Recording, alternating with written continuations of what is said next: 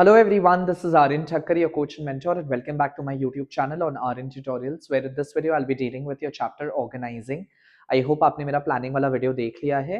It was in the story format, and so this chapter is going to be. अगर आपको ये style पसंद आ रहा है, do let me know in the comment section below so that I get a green signal that I have to continue with this kind of video. ठीक है? And as far as English format वाला explanation is concerned, for that you can go and check out बाकी किसी teacher का video and then post that आप मेरे free study material section से आराम से नोट्स को डाउनलोड करके एक बार रीड कर लोगे, या अगर आप एक बार ये हिंदी में ही समझ गए, इंग्लिश वर्जन में स्टोरी फॉर्मेट वाले एक्सप्लेनेशन को समझ गए, once you go through my notes जिसमें ऑलरेडी कीवर्ड बोल्डेड है, अंडरलाइंड है, आपको ऑटोमेटिकली वो क्लियर हो जाएगा. ठीक है, so quickly let's dive into organising. So आज का स्टोरी का कहानी है ऑर्गेनाइजिंग का ऑफिस ड्रामा, मिस्टर वर्मा की कंपनी की कहानी. एक दिन मिस्टर वर्मा ने अपनी कंपनी स्टार्ट की जिसका नाम है स्मार्ट सॉल्यूशंस प्राइवेट लिमिटेड. ठीक है, हिज कंपनीज नेम है smart solution private limited, but वहां पे स्मार्टली कोई भी काम नहीं हो रहा था. टीम बड़ी थी, एनर्जी फुल थी, पर सिस्टम जीरो था. काम कैसे होना है किसी को कुछ अता पता नहीं. कोई एचआर का काम मार्केटिंग कर रहा था, फाइनेंस वाला क्लाइंट से डील कर रहा था, और इंटर्न बॉस को इंस्ट्रक्शंस दे रहा था. सब उल्टा पुल्टा काम हो रहा था. ठीक है, so everything was a gibberish in that organization. So mister Verma ने सर पकड़ लिया, ये कंपनी है या डेली सोप, यानी डेली सोप का सीरियल है, कंपनी है या कोई सीरियल चल रहा है टीवी का. ठीक है, अब टाइम आ गया है प्रॉपर ऑर्गेनाइजिंग का. यहां से शुरुआत हुआ आपका ऑर्गेनाइजिंग. नाउ एक बार प्लान आउट हो जाए सारा काम, उसके बाद चीजों को ऑर्गेनाइज करना बहुत ज्यादा जरूरी है ताकि काम सिस्टमैटिक, ठीक है, काम सिस्टमैटिक वे में हो सके. ठीक है, so that the work can be done in a systematic and organised way. वहां से कॉन्सेप्ट आया आपका ऑर्गेनाइजिंग का. तो सबसे पहला सवाल उठता है कि आखिरकार ऑर्गेनाइजिंग होता क्या है. What is the meaning of organizing. Simple भाषा में मिस्टर वर्मा ने सबको कॉन्फ्रेंस रूम में बुलाया और ऑर्गेनाइजिंग का मतलब समझाया, जो कि एकदम सिंपल है. सबसे पहला काम होता है ऑर्गेनाइजिंग में आइडेंटिफाई करो. काम को समझो कि क्या काम होना है. काम को आइडेंटिफाई किया जाना चाहिए. एक जैसा काम को एक पर्टिकुलर ग्रुप में डालना चाहिए. लोग को असाइन करना है उस काम को करने के लिए, यानी लोग को काम पे लगाना है. अथॉरिटी और रिस्पॉन्सिबिलिटी क्लियर करना है, मतलब कौन सा काम कौन करेगा एंड कौन किसको रिपोर्ट करेगा. The relationship between superior and subordinate ये क्लियर करना है. और एक प्रॉपर स्ट्रक्चर बनना चाहिए जिसमें कंपनी के कॉमन गोल की तरफ, डायरेक्शन की तरफ लोग काम करें. इन सिंपल वर्ड ऑर्गेनाइजिंग का मतलब होता है एक ऐसा फ्रेमवर्क. फ्रेमवर्क मींस एक ऐसा सेटअप. ठीक है, एक ऐसा फ्रेमवर्क बनाना, ऐसा सेटअप करना जिसमें एंटरप्राइज यानी organization smoothly function mean smoothly operate कर सके. ठीक है, to develop such a system. ठीक है, सेटअप या सच अ सिस्टम भी आप बोल सकते हो. एक ऐसा सिस्टम तैयार करना जिसमें ऑर्गेनाइजेशन स्मूथली अपना काम कर सके. स्ट्रक्चर के बिना कंपनी बिना स्केलेटन के बॉडी जैसा होता है अदरवाइज. ठीक है, एंड सब सीरियस हो गए उसके बाद. चलिए आगे बढ़ते हैं. सबसे पहले ऑर्गेनाइजिंग की इंपॉर्टेंस, यानी what is the significance of organizing. Organizing करना क्यों जरूरी है. सबसे पहले तो स्पेशलाइजेशन अचीव करने के लिए. हर इंसान हर कोई काम नहीं कर सकता है, हर इंसान का अपना स्पेशलिटी होता है, उसको निखारना ही ऑर्गेनाइजिंग का काम है. Ensuring that the suitable right kind of person is doing it's suitable job. ठीक है, जो तो काम जो तो इंसान ना करे. वर्मा जी बोले मार्केटिंग वाले मार्केटिंग करेंगे, फाइनेंस वाले फाइनेंस करेंगे, हर बंदा अपने काम का एक्सपर्ट बनेगा उसको रिपीटेडली करके. काम छोटे मैनेजेबल पार्ट यानी सब पार्ट्स में डिवाइड होने चाहिए. ठीक है, काम सब पार्ट्स में डिवाइड करना, एफिशिएंसी बढ़ेगी, स्पीड बढ़ेगी एंड एक्सपर्टीज डेवलप होगी उससे. दूसरा पर्पस है optimum utilization of resources. Optimum का मतलब होता है फुलर या प्रॉपर या जुडिशियस यूटिलाइजेशन ऑफ रिसोर्सेज. पहले जो गलती हो रही थी, टैलेंटेड लोग रॉन्ग जॉब पे थे, यानी wrong person at the wrong job, but उसी को करेक्ट करना है, राइट पर्सन को राइट जॉब में लेके आना है. अब रूल बनेगा right person for the right job. Result job में सेटिस्फैक्शन मिलेगा, प्रोडक्टिविटी एनहांस होगा एंड ड्यूप्लीकेशन ऑफ वर्क नहीं होगा. एक इंसान एक टाइम का काम करेगा. एचआर नेहा खुश हो गई, अब कोई किसी का काम कॉपी नहीं करेगा. ठीक है, तीसरा इंपॉर्टेंस है ऑर्गेनाइजिंग का कोऑर्डिनेशन एंड कोऑपरेशन को सिक्योर करने के लिए. जैसे क्लियर अथॉरिटी और रिस्पॉन्सिबिलिटी सेट हो गई, अब कोई कंफ्यूजन नहीं, कौन बॉस है, कौन रिपोर्ट करेगा, सब वेल डिफाइंड है, कॉन्फ्लिक्ट यानी झगड़ा कम, टीम वर्क ज्यादा, कम्युनिकेशन चैनल भी क्लियर हो जाता है स्केलर चेन की वजह से, ठीक है, ड्यू टू स्केलर चेन यानी सुपीरियर सबऑर्डिनेट अथॉरिटी की वजह से, रिलेशनशिप की वजह से। सिक्योरिटी एंड सपोर्ट, एम्प्लॉइज को रोल क्लैरिटी मिल गई कि किसको क्या करना है, उनको लगा हाँ मेरी पोजीशन क्लियर है, मुझे क्या करना है मुझे पता है, कॉन्फिडेंस और स्टेबिलिटी दोनों ही बढ़ गई। ऑर्गेनाइजिंग की इंपॉर्टेंस, वर्मा जी का master plan continuation, growth and diversification के लिए जरूरी है ऑर्गेनाइज करना। कंपनी ग्रो करने लगी, नया प्रोडक्ट लॉन्च करना इजी हो गया क्योंकि स्ट्रक्चर रेडी था, पता था कि किसको क्या काम करना है। Adaption to change, tech update आया, टेक्नोलॉजिकल अपडेट आया, स्ट्रक्चर फ्लेक्सिबल था, एडजस्ट हो गया, वर्क कंटिन्यूटी मेंटेन, यानी कोई भी डिले या किसी भी टाइप का हिंड्रेंस या रुकावट नहीं आया। Training and development, Verma ji ने डेलीगेशन स्टार्ट किया। डेलीगेशन का मतलब होता है distribution, delegation means distribution of authority, ठीक है, पावर को बांटना को डेलीगेट करना हम लोग बोलते हैं। सो वर्मा जी ने डेलीगेशन स्टार्ट किया, जूनियर्स को authority the and managers develop होने लगे, फ्यूचर रोल के लिए तैयार होने लगे। एंड एड, एड का मतलब होता है हेल्प, ठीक है, aid means help to the management. अब वर्मा जी इजीली देख पा रहे थे कि कौन परफॉर्म कर रहा है कौन नहीं कर रहा है। डायरेक्शन, इवैल्यूएशन का मतलब होता है किसी को जज करना, जजमेंट, इवैल्यूएशन, जजमेंट और करेक्शन इजी हो गया उसके बाद, ठीक है। तो ये है आपका इंपॉर्टेंस कि ऑर्गेनाइजिंग किस किस पर्पस के लिए जरूरी है। Now coming to the steps of organizing, क्या क्या करना पड़ता है ऑर्गेनाइजिंग के दौरान। सबसे पहला, काम को बांटना, डिविजन ऑफ वर्क। टोटल काम लिस्ट हुआ, स्मॉल एंड स्पेसिफिक जॉब सारे लिस्ट डाउन किए गए, टोटल काम का लिस्ट हुआ, स्पेसिफिक काम डिवाइड हुआ, स्पेशलाइजेशन स्टार्ट हो गया उसके बाद, ठीक है। स्टेप 2 होता है एक जैसे काम को एक जगह पे लेके आना, that is grouping of activity. एक जैसे एक्टिविटी को, similar group activity, similar activity को ग्रुप की गई यानी साथ लाया गया एंड डिफरेंट मेथड्स यूज हुए। फंक्शनल में जैसे मार्केटिंग, फाइनेंस, एचआर डिपार्टमेंट बना, प्रोडक्ट में सॉफ्टवेयर डिवीजन, हार्डवेयर डिवीजन बना, टेरिटोरियल में दिल्ली ब्रांच, मुंबई ब्रांच बना, कस्टमर में corporate client, student, process base, ये सब हुआ। And unity of effort ensure हुआ कि सब एक डायरेक्शन, एक स्पेसिफिक ऑर्गेनाइजेशनल गोल की तरफ काम करे। तीसरा स्टेप आता है असाइनिंग ड्यूटी, जॉब्स देना। जॉब सूटेबल लोगों को मिले, क्वालिफिकेशन, एक्सपीरियंस और एप्टीट्यूड का मतलब होता है स्किल, एप्टीट्यूड का मतलब होता है स्किल के बेसिस पे प्रॉपर जॉब पर्सन मैच हुआ करना, that is step 3, assigning duty, काम देना। Step 4 is delegation of authority यानी distribution of power. Verma ji बोले अथॉरिटी दो वरना काम कैसे होगा। अथॉरिटी टॉप से बॉटम फ्लो करेगा यानी ऊपर से नीचे आएगा, हायरार्की यानी level of superior and subordinate बनाना को हम लोग लेवल ऑफ अथॉरिटी या हायरार्की बोलते हैं, यानी स्केलर चेन क्लियर हो गया कि इंफॉर्मेशन फ्लो करेगा कैसे।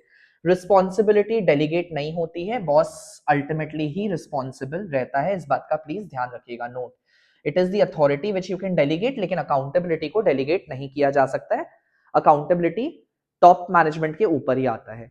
एंड स्टेप 5 है कोऑर्डिनेशन ऑफ एक्टिविटी, सारे काम को कंबाइन करना, सब डिपार्टमेंट के एफर्ट्स को सिंक्रोनाइज करना is basically coordination of activity. जैसे ऑर्केस्ट्रा में डिफरेंट डिफरेंट इंस्ट्रूमेंट होते हैं लेकिन म्यूजिक टीम वर्क से आता है, वैसे ही काम या टास्क अलग अलग हो लेकिन ऑर्गेनाइजेशनल गोल कंबाइंड एफर्ट से ही अचीव किया जा सकता है। Now coming to different different kinds of organization, सबसे पहले तो जॉब या वर्क के हिसाब से फॉर्मल ऑर्गेनाइजेशन बनता है, ये कंपनी का ऑफिशियल सिस्टम होता है, यानी जो भी कम्युनिकेशन होगा इसी ऑफिशियल चेन ऑफ कमांड से ही फॉलो होते हुए होगा, ठीक है, ऑफिशियल चेन ऑफ कमांड से ही होते हुए फॉलो होगा।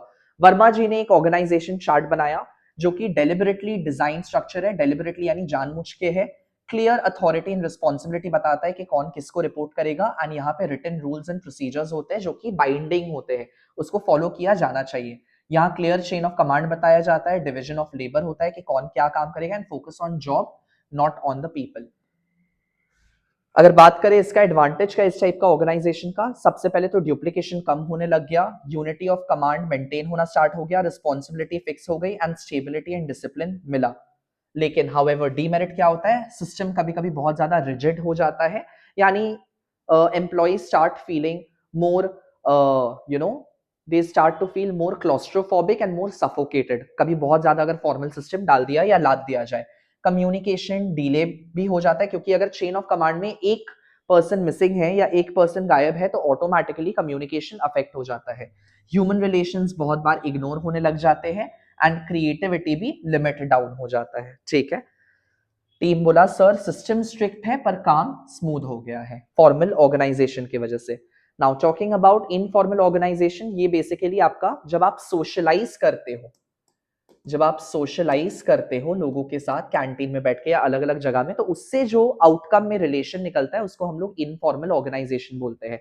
लंच टाइम पे एम्प्लॉइज का ग्रुप बना, ये इनफॉर्मल ऑर्गेनाइजेशन था। ये स्पॉन्टेनियस होता है, यानी ऑन स्पॉट बनता है, यहाँ पे कोई रिटन रूल्स नहीं होते हैं, पर्सनल रिलेशन के बेसिस पे बनते हैं, cut across department and social need satisfy करता है। ठीक है, कट अक्रॉस डिपार्टमेंट का मतलब हुआ कि यहाँ पे कोई भी हायरार्की या रोल के हिसाब से नहीं बनता है, रादर अगर कॉमन इंटरेस्ट कोई शेयर करता है तो उसी से इनफॉर्मल ऑर्गेनाइजेशन बन जाता है। एडवांटेज ये है कि you feel a sense of belongingness, ये आपको स्ट्रेस से फ्री करता है, फास्टर कम्युनिकेशन आता है, इनोवेशन एनकरेजमेंट करता है एंड फॉर्मल सिस्टम को सपोर्ट भी करता है। लेकिन इसके भी कुछ लिमिटेशन या हिंड्रेंसेस है, ये रूमर्स बहुत जल्दी स्प्रेड करवाता है, कभी कभी बहुत ज्यादा रिफ्ट कॉन्फ्लिक्ट या झगड़ा होने का चांसेस बन जाता है। अब मान लीजिए मैं आपका दोस्त भी हूँ कैंटीन में, लेकिन मैं आपसे पोजीशन में ऊपर हूँ, तो कभी कभी अगर मुझे एक्सरसाइज करना पड़े अपने अथॉरिटी को तो शायद आपको वो अच्छा ना लगे। एंड बहुत बार रेजिस्टेंस जो चेंज होता है, यानी जो लोग एक बार वो इनफॉर्मल ग्रुप में या सोशल सर्कल में घुस जाते हैं, उसके बाद वहां पे अगर आपको अपना पावर जमाना हो तो you know your informal people they show you a sense of reluctance in that, and बहुत बार रोल कॉन्फ्लिक्ट भी होने लग जाता है कि मेरा दोस्त भी है साथ में मेरा बॉस भी है, तो कैसे वो मैनेज किया जाए उस रिलेशन को। वर्मा जी बोले दोस्ती ठीक है पर डिसिप्लिन भी होना जरूरी है। नाउ इसके अलावा दो और टाइप के ऑर्गेनाइजेशनल स्ट्रक्चर है। फंक्शनल स्ट्रक्चर, फंक्शनल का मतलब हो गया एज पर योर वर्क, काम के हिसाब से जब डिपार्टमेंटलाइजेशन होता है, डिपार्टमेंटलाइजेशन होता है उसको हम लोग फंक्शनल स्ट्रक्चर बोलते हैं। ये पहला सेटअप होता है, ठीक है, जहां पे कंपनी ने फंक्शनल स्ट्रक्चर को अडॉप्ट किया। जैसे फॉर एग्जांपल सीईओ है, अब सीईओ के बाद एक मार्केटिंग का डिपार्टमेंट बनेगा, एक फाइनेंस का बनेगा, एक एचआर का बनेगा, एक ऑपरेशन का बनेगा। इसको हम लोग फंक्शनल स्ट्रक्चर बोलते हैं। काम के हिसाब से, वर्क के हिसाब से आप डिपार्टमेंट बना रहे हो उसको फंक्शनल बोला जाएगा। एडवांटेज ये है कि हर डिपार्टमेंट अपने वर्क पे फोकस कर सकता है, सो स्पेशलाइजेशन, चीजों को सुपरवाइज करना, ओवरव्यू लेना आसान हो जाता है, चीपर है, सस्ता है एंड ट्रेनिंग इजी हो जाता है, अलग अलग डिपार्टमेंट के अलग अलग लोगों को ट्रेन करना। हाउएवर कभी कभी इंटर डिपार्टमेंटल कॉन्फ्लिक्ट या झगड़े शुरू हो जाते हैं, रिस्पॉन्सिबिलिटी अनक्लियर हो जाती है कभी कभी, एंड डिसीजन बहुत ज्यादा स्लो होने लग जाते हैं एंड लिमिटेड मैनेजरियल एक्सपोजर मिलता है। ठीक है, ये इसके कुछ डिसएडवांटेज है, कुछ कॉन्स है। टॉकिंग अबाउट एक और टाइप का ऑर्गेनाइजेशनल स्ट्रक्चर है जो कि आपका डिविजनल स्ट्रक्चर है। नाउ डिविजन होता है on the basis of product lines. अब एक पेरेंट कंपनी है, उसमें बहुत सारे अलग अलग टाइप के प्रोडक्ट बनाने हैं, तो क्या किया जाएगा कि प्रोडक्ट के लिए अलग एक लाइन बन गया, प्रोडक्ट बी के लिए एक अलग बन गया, उसके अलग अलग डिपार्टमेंट बनेंगे, marketing, finance, HR, product B के लिए मार्केटिंग, फाइनेंस, एचआर एटसेट्रा। ठीक है, तो उसको हम लोग डिविजनल स्ट्रक्चर बोलते हैं। As per the different different product we make different different divisions all together. Advantages ये होता है कि इससे कोऑर्डिनेट करना आसान हो जाता है प्रोडक्ट के हिसाब से, क्लियर परफॉर्मेंस का इवैल्यूएशन मिलता है कि कौन सा प्रोडक्ट अच्छा काम कर रहा है, कौन सा नहीं कर रहा है, डिसीजन लेना उस पर्टिकुलर प्रोडक्ट से एसोसिएटेड आसान हो जाता है, ग्रोथ एंड मतलब ग्रोथ एंड डाइवर्सिफाई करना इजी हो जाता है। हाउएवर इसका डिसएडवांटेज क्या है कि रिसोर्सेज बहुत ज्यादा ड्यूप्लीकेट हो जाते हैं, मतलब अगर आपको फैक्ट्री लगाना है तो आपको हर प्रोडक्ट के लिए अलग अलग फैक्ट्री लगाना पड़ेगा, अलग अलग मशीन लगाने पड़ेंगे, अलग अलग लेबर्स को लाने पड़ेंगे, अलग अलग मैनेजर्स को लगाने पड़ेंगे। कॉस्ट बहुत ज्यादा हाई होता है डिविजन स्ट्रक्चर का, एंड सेंट्रलाइजेशन का बेनिफिट कम हो जाता है। सेंट्रलाइजेशन मतलब रिटेंशन और प्रेजर्वेशन ऑफ अथॉरिटी का बेनिफिट कम हो जाता है यहाँ पे। ठीक है, नेक्स्ट आते हैं आपका डेलीगेशन ऑफ अथॉरिटी के ऊपर कि ये क्या होता है। वर्मा जी ने समझा delegation is equal to authority grant करना, मतलब किसी को अथॉरिटी डिवाइड करना at the same time duties को असाइन करना एंड रिस्पॉन्सिबिलिटी को क्रिएट करना, that is the meaning of delegation of authority. जिसका बेनिफिट क्या होता है, बर्डन कम हो जाएगा, मोटिवेशन ज्यादा होगा काम करने का, फ्यूचर मैनेजर्स डेवलप किए जा सकते हैं, क्योंकि उनको अगर आप डिसीजन मेकिंग पावर दे रहे हो तो आप फ्यूचर में उनको रेडी कर रहे हो एंड क्विक डिसीजन लिया जा सकता है पावर को डिवाइड करने से। सो डेलीगेशन का सिंपल मीनिंग होता है पावर को डिवाइड करना। On the other hand decentralization और सेंट्रलाइजेशन, सेंट्रलाइजेशन का मतलब होता है रिटेंशन ऑफ पावर, कि मतलब एक इंसान के पास पूरा पावर है, उसके अलावा सारा कोई और डिसीजन मेकिंग में पार्टिसिपेट नहीं करेगा, सब इसी से पूछ पूछ के काम करेगा। बट डिसेंट्रलाइजेशन का मतलब होता है कि यही डिसीजन मेकिंग का जो पावर है, डिसीजन मेकिंग पावर जो है वो आप लोअर लेवल्स में भी बांट दे रहे हो, उसको हम लोग डिसेंट्रलाइजेशन बोलते हैं। So centralisation is retention of power, decentralisation is distribution of power. Advantage का अगर बात करें तो यहाँ पे कोऑर्डिनेट करना ज्यादा आसान होता है, कंट्रोल करना ज्यादा इफेक्टिव होता है, एक जैसा काम थ्रू आउट होता है, चीपर भी है, सस्ता भी है, लेकिन डिसीजन लेने में डिले हो सकता है, बॉस हो सकता है वर्क से ओवरलोडेड हो, एंड यहाँ इनिशिएटिव वाला स्पिरिट नहीं आता है, काम करने का इच्छा नहीं होता है। एंड लार्ज फर्म, बड़े बड़े फर्म्स के लिए एकदम अनसूटेबल है, क्योंकि पीपल, बॉसेस जो होते हैं, टॉप मैनेजमेंट वाले होते हैं, they are very busy people, they have to concentrate on other areas as well. On the other hand decentralization का मेरिट का बात करें तो मोटिवेशन मिलता है काम करने का, डिसीजन जल्दी लिए जा सकते हैं, इनोवेशन आ सकता है, एंड डेमोक्रेटिक स्टाइल है, डेमोक्रेटिक यानी इंडिपेंडेंट स्टाइल है, ठीक है, ये इंडिपेंडेंट स्टाइल ऑफ मैनेजमेंट है। हाउएवर डिसएडवांटेज का मतलब हो गया कोऑर्डिनेशन का इश्यूज आ सकता है, हायर कॉस्ट, महंगा पड़ सकता है क्योंकि आपको वैसे लोग को भी लाना पड़ेगा, एंड स्मॉल फर्म्स के लिए ये बहुत ज्यादा कॉम्प्लिकेटेड हो जाता है या कॉम्प्लेक्स हो जाता है, ठीक है। So on the other hand ये सब करने के बाद फाइनली समझ में ये आता है कि ऑर्गेनाइजेशन का मतलब क्या है। एक साल बाद कंपनी प्रॉफिटेबल हो गई, एम्प्लॉइज खुश थे, स्ट्रक्चर स्टेबल था। वर्मा जी स्माइल करते हुए बोले ऑर्गेनाइजिंग सिर्फ स्ट्रक्चर बनाना नहीं है, ये team work, authority, coordination and growth का फाउंडेशन है, ठीक है। सो ऑर्गेनाइजेशन का सिंपल मीनिंग हो गया, once you have planned everything out, the next step is to assign the duties, authority, power, responsibility to the people so that you can get the work going smoothly in the organization. And depending upon कि आपको work के हिसाब से काम बांटना है तो आप फंक्शनल स्ट्रक्चर में जाओगे, लेकिन प्रोडक्ट के हिसाब से काम बांटना है तो आप डिविजनल स्ट्रक्चर में जाओगे। रिलेशनशिप, क्योंकि लोग सोशलाइज करेंगे तो सोशलाइज करते हुए जब वर्क एथिक्स का बात होगा तो फॉर्मल ऑर्गेनाइजेशन क्रिएट होगा, एंड फ्री टाइम के दौरान, सोशल इंटरैक्शन के दौरान इनफॉर्मल ऑर्गेनाइजेशन अपने आप ही क्रिएट हो जाता है ऑर्गेनाइजेशन में। So with this we complete our organizing. I hope this video helps, and if you're liking my content then don't forget to like, share, subscribe, and let me know in the comment section below whether you're liking this style or not. I'll see you in my next video. Have a great time preparing for your examination. Take care. Bye bye.